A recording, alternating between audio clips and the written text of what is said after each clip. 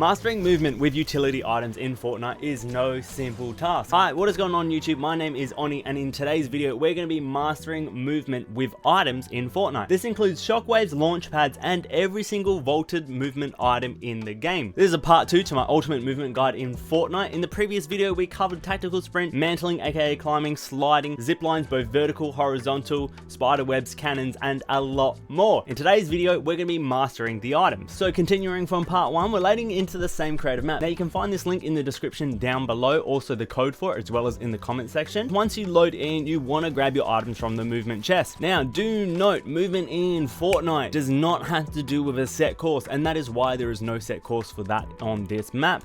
We're going to be mainly running the shockwaves and launch pads, considering they're the movement items that are currently in chapter 3 season 2 of the game, and then we're going to be covering the vaulted item. So first item you want to get down pat is the shockwave grenades in Fortnite. Now the shockwave grenades can be quite hard to use. A lot of people actually struggle to use them without build. This item is in both zero build mode and build mode, so in order to master it properly, you need to be able to use it without using build. Some people struggle to position themselves quite well when using shockwaves in the game. The main part to learn is how to direct yourself. So there's 3 ways to use shockwaves in Fortnite, and one of them is distance. In order to get maximum distance in Fortnite, all you have to do is throw the shockwave right under your feet and then run in front of it. You don't want to jump, you don't want to move anywhere else in the game, and that's how you get maximum distance. When you're talking about getting maximum height in the game, you want to throw the shockwave under you and then you want to jump above it. And that's the way to get maximum height with a shockwave. And then if you want to join the 2 together, what you want to do is you want to throw it down and then you want to jump and move in front of it. And that's the way to get not only maximum distance and maximum height, but the maximum velocity that you can travel in the game. In order to practice your shockwaves, you want to kind of learn this movement. You want to especially learn as well, similar to how you use the Spider-Man webs in the game. If you throw down a shockwave, you can move around mid-air. As you can see, I'm moving side to side. If I hold complete left, for example, look how far left I can move. And if, for example, I hold complete right, look how right I can move. Movement with shockwaves can also be determined by your input mid-air. Say if I want to stay in place, say I moved it a little bit forward, I can move back to where I initially was. If you really want to practice that in this map, I highly suggest placing it down on an area where you can line yourself up with, jump above it, and then you want to move back to that spot. So for me, it was right here in between these little creases. The next part you want to learn is how far you can actually go in the game. Now this one does take a little while to pick up, and I feel like that's the hard struggle for shockwaves, learning how far you can go. This is especially good as well if someone's chasing you, you don't want to get beamed. You don't want to run in front of it and then jump, because then you're a target mid-air, and it's a lot easier to hit someone mid-air, I find. If someone's skipping along the ground and, for example, sprinting at super fast speeds, which is very similar to moving a shockwave horizontally, that's what you want to practice. You want to practice just throwing this in front of yourself and just getting ahead of it and not jumping as well. It's very easy to mess this up and stand too under it and for it to send you more upwards. But if you can get in the hang of looking straight down, throwing it, and then moving in front of the nade and getting used to that distance and then having targets. For example, I'm going to try and go to this palm tree here. So I'm going to look straight down, throw it there. And there we go, that's pretty much perfect distance. Similar to aiming for targets and learning how far you can go, you want to do the same thing for getting vertical height and long ways height. If I want to go to this window here, I believe I can do so. I throw it right under myself here. And then I got to try and direct myself without hitting the wall and bouncing off it. So maybe a better approach is standing a little bit off the side. And then I can launch myself upwards, and then if I miss it, I can jump through the window. And that's on directing yourself vertically. If I want to land on this little ledge here, rather than sprinting way forward in front of it, I'm going to throw it a little bit behind me here. And then I'm going to hold back a lot. And although I overshot it, it was pretty accurate. So similar to if you want to practice your vertical distance and not getting super far and super high. Say if I want to go to this corner here, what I want to do is I want to throw the nade similar to how I'd throw it directly under me and move in front of it. But just move a tiny bit in front of it. And then you can direct yourself mid-air a little bit and you can kind of perfect that landing. Now the one that you really want to nail is that vertical height and distance. And the way that you do this is you want to ping locations on this map. And then you want to say, okay, I want to land here. So you want to kind of like time that, and you want to move those jumps, and you can kind of perfectly align that. Once you practice this enough, you can really line up your movement, and you do not need builds to land where you want to land in game. With enough simple practice, 10 minutes here, 10 minutes there, maybe 5 minutes, you can kind of get the basics, and you can kind of direct yourself in an area. Typically when you land with shockwaves, you want to be aiming for an area that's a 4x4 area, because that's where you can really direct yourself. If you're aiming for a simple one corner or a simple corner like this, or maybe just like a simple single panel, it's much harder to hit and you're more likely to miss your mark. So if you are aiming for an area, make sure it's an area that's got more than one little surface area to land on, and you should be able to hit it pretty simply and land in the middle of those targets. Moving into build mode of the game, we do have launch pads. Now currently there is no launch pads in zero build mode of Fortnite, and the reason for this is you need a single map in order to place your launch pad. There's 3 techniques to pretty much using launch pads. Placing a simple launch pad means that you can get beamed out of the air very easily. Launch pads are currently bugged in the game and therefore are only in arena in the game. Whenever you place a launch pad, it pings, and this pings for everyone in the map, not just you. So do take note of that. Hopefully it will get patched soon. Fortnite will post it on their Trello board where you can see all the bugs that they're working on fixing. So you want to get used to this distance that you go in the air. Note of how close you can get to the ground before your parasail allows you to deploy it, or aka your glider.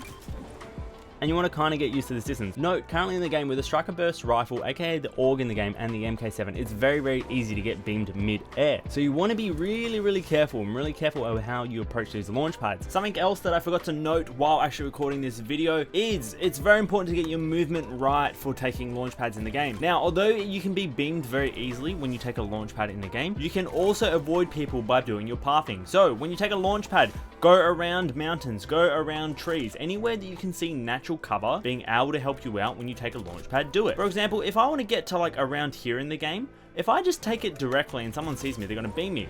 But if I move around these trees and I move around this area and I keep going to and fro and moving in between stuff, it's going to be a lot less likely that I get hit. So if you are in an arena or you do want to go somewhere and it's not super far, you want to learn to do a basic short hop. A basic short hop consists of placing a ramp above your head in game. Do note you can also do this with a cone, but it's a lot easier to do with a ramp because then you don't have to edit it.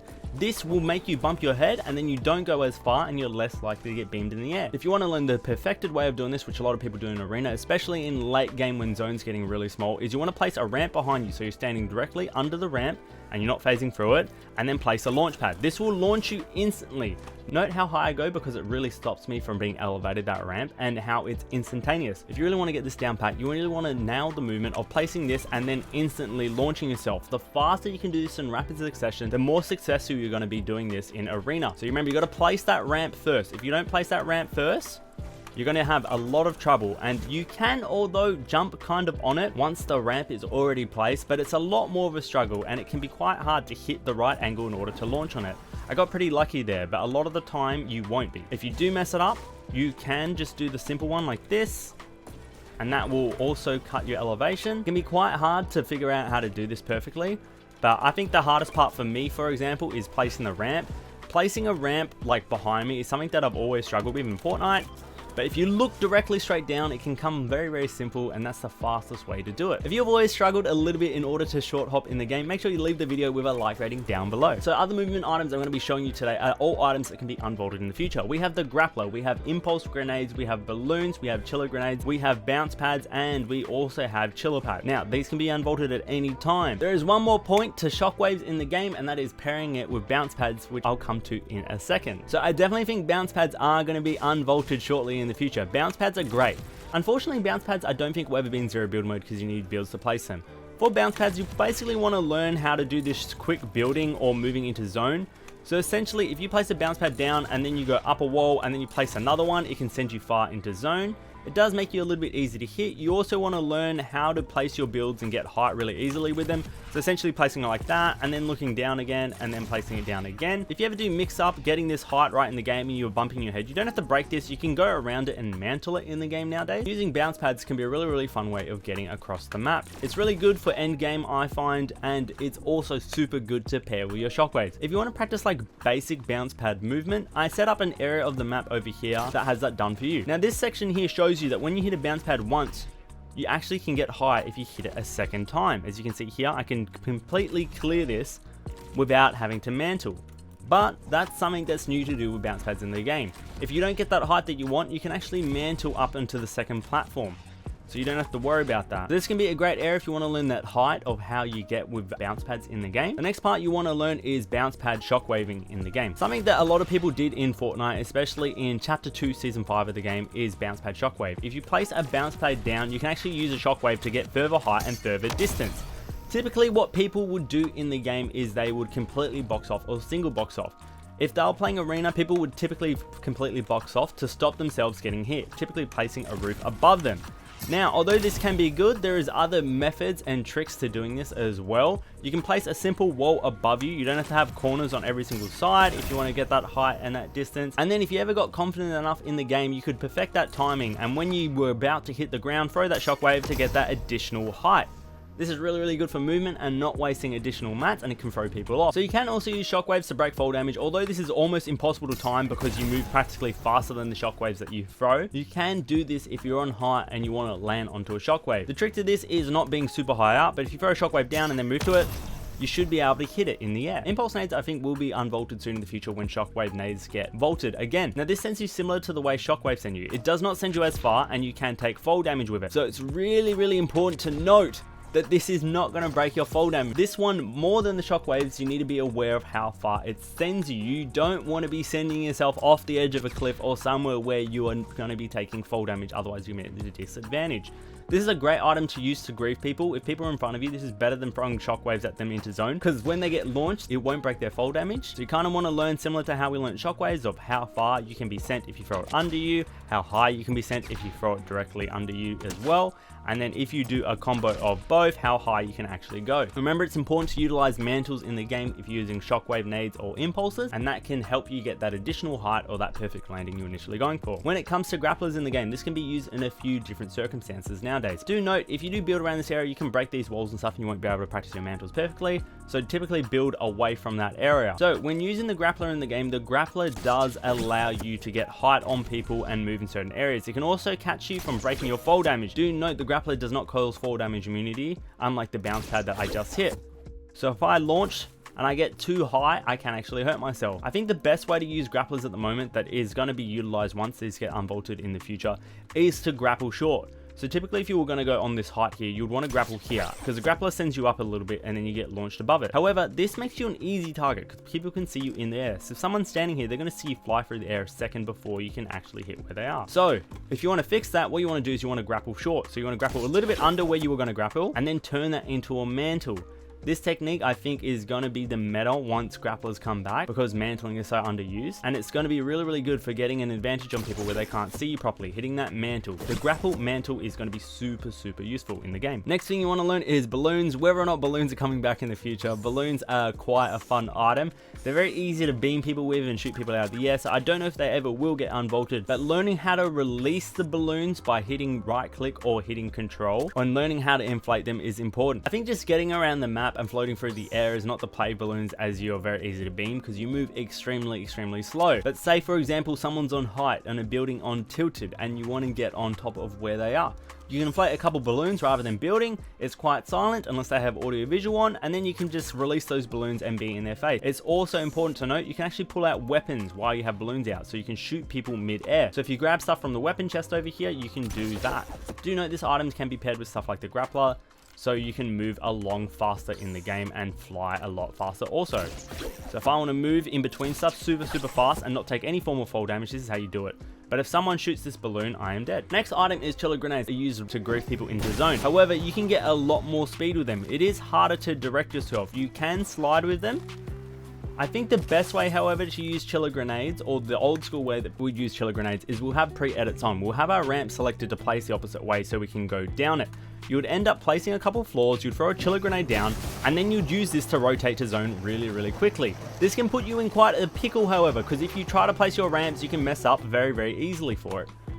As I'm going to show you here, it's quite hard to understand and fully get it down pat, but if you place your ramps downwards like that, typically you could get yourself down out of a pickle quite quickly. It works a lot better if you're moving in a straight line and can be quite the struggle if you're not doing so. But with enough practice,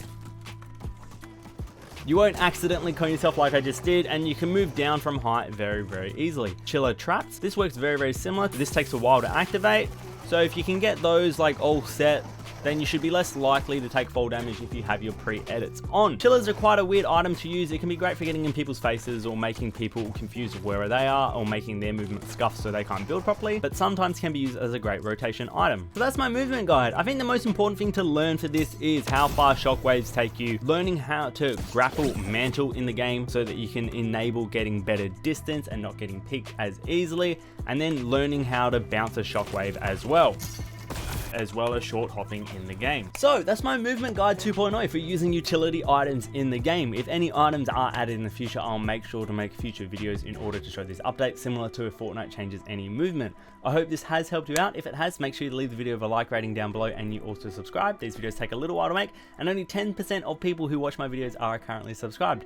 My name is Onyi. You can catch my streams, my Twitter, my TikTok, my Discord, everything down in the description below, and I'll catch you guys on the flip side. Goodbye.